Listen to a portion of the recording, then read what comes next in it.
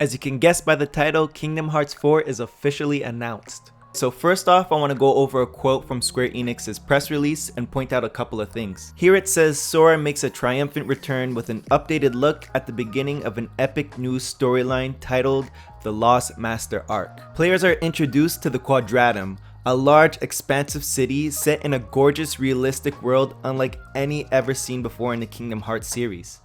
So let's break this down. We're told that Kingdom Hearts 4 is going to be kicking off a new story arc called the Lost Master Arc, and it really feels like that, especially with the visuals. Like they said, Quadratum is a large, realistic, expansive city. In past Kingdom Hearts games, we didn't get this at all.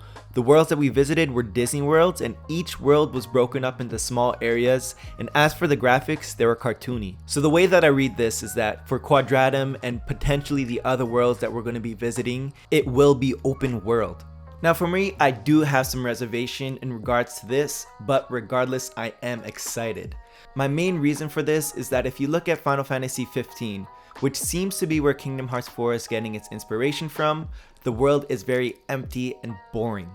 On the other hand, if you know FF15's development history, you know that FF15 originally was Final Fantasy Versus 13, which Tetsuya Nomura was in charge of. Eventually, due to the many projects that Nomura was working on, coupled with development hell, he passed the reins on to Tabata. So the work that Nomura put into FF Versus 13 was for the most part scrapped, but rather than throwing that work away, Nomura injected Versus 13 into Kingdom Hearts 4, or so it seems. So it isn't necessarily drawing inspiration from FF15, rather it's from the scrapped work of Versus 13.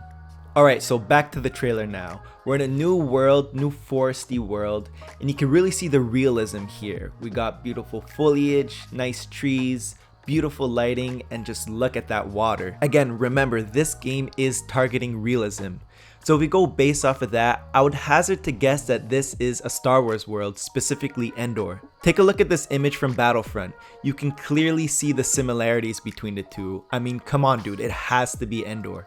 And take a look at this. That ain't no rock. That has to be a walker's foot. Moving on, we all know that this chess piece represents Sora. And then finally, we get his reveal. And of course, our boy is snoozing on the job yet again. As you can see, Sora's got a new makeover. He has new clothes, new haircut, and he looks a bit older. And this is one thing I really appreciate the Kingdom Hearts series for, is as the mainline titles progress, Sora gets older, just like the audience. Now, one thing you may have noticed is that Sora's new drip is exactly the same as a Super Groupie's clothing line. So we can guess that Riku, Kairi, Axel, and Roxas are all going to be rocking the same gear. Next we meet Strelitzia. If you don't know who she is, she appears in Kingdom Hearts Union. In that game, she was given a book with laws set by Master Eva. In the end, Strelitzia was killed and the book was taken from her. She tells us that Sora's been sleeping for 7 days and introduces us to Quadratum. This is another great example on how they're trying to capture realism. They have a beautiful sunset, nice shadows, cars, and people. She mentions that Quadratum is full of life, but to Sora and Strelitzia, this is the afterworld to them.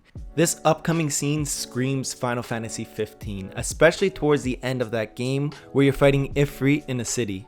I think Kingdom Hearts 4 is going to be the darkest one yet by far. I mean, just take a look at this scene. This heartless Darkseid has a new freaky makeover, and we see him picking up cars and destroying the city. Now obviously they can't go too dark because it is a Disney property, but I mean look at this, we see people screaming frantically for their lives. Then we see Sora running in to save the day. Now we don't know if this game is running on Unreal Engine 4 or Unreal Engine 5, but regardless, this scene looks so good. In this upcoming battle, it makes me feel like flow motion is going to be much more prominent in this game, especially if we're going with the assumption that Kingdom Hearts 4 is going to be open world. And it looks like they gave him a new shot hook, so all of this together will help us traverse much faster. Now they're clearly making battles much more epic and intense, and it seems like their shot lock and Keyblade transformation abilities are coming back. Towards the end of this battle, we see 2 hooded figures on top of a building. One of them say, if you do leave this world behind, don't expect to return to the one from which you came. I find this really interesting, like what does it really mean? So we know that Sora's in the afterlife, he is dead, and he's most likely looking for a way out. Now when he finds that way out, they're saying that you're not going to go back to the world in which you came, What does that really mean? Are you not going to go back to the same timeline? Or is it really you're not going to go back to the world in which you came from? I don't know. Let me know in the comments below what you think. To end the clip, we see Donald and Goofy, the boys are back, and I think they're looking for Hercules. Now I say this because if you see here, this blue flame is Hades, which means they're at Olympus in the underworld. So I think they want help from Hercules to find Sora. But of course we don't know this is all speculation. That's going to do it for this video, guys. Thank you so much for watching. Keep it locked here because I will be covering everything Kingdom Hearts 4. Don't forget to like, subscribe, and hit that notification bell so you're always up to date with my videos, and I'll see you next time.